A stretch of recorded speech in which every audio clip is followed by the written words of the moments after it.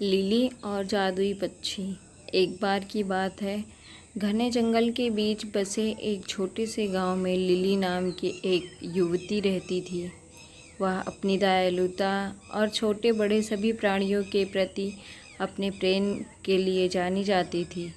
उसने अपना अधिकांश समय जंगल में भटकने, उसके रहस्यों को जानने और प्रकृति की सुंदरता को निहारने में बिताया। एक दिन जंगल में भटकते हुए लिली को एक घायल पक्षी ज़मीन पर पड़ा मिला।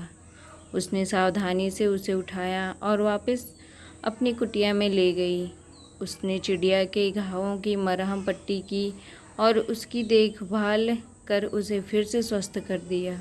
दिन हफ्तों में बदल गए और पक्षी लिली की देखरेख में मजबूत होता गया।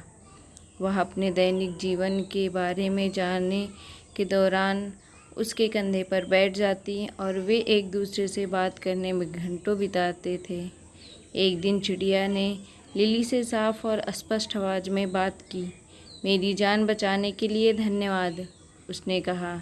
मैं सिर्फ कोई पक्षी नहीं हूँ, मैं एक जादुई पक्षी हूँ। मेरे पास आपको 3 इच्छाएं देने की शक्ति है।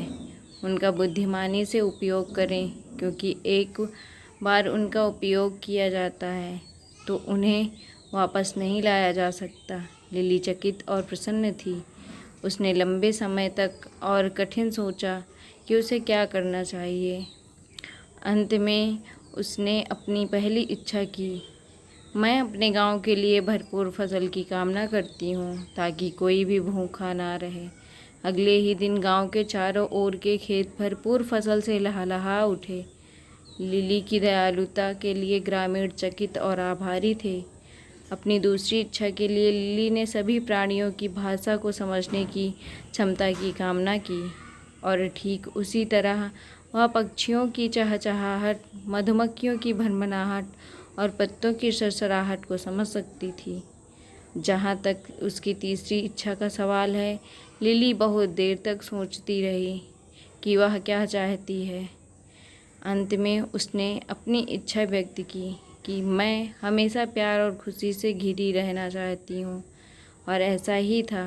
लिली ने अपना शेष जीवन प्रेम और प्रसन्नता से घिरा हुआ बिताया। उसने जंगल का पता लगाना और ज़रूरतमंद की लोगों की मदद करना जारी रखा, और उसने कभी कोई दूसरी इच्छा नहीं की।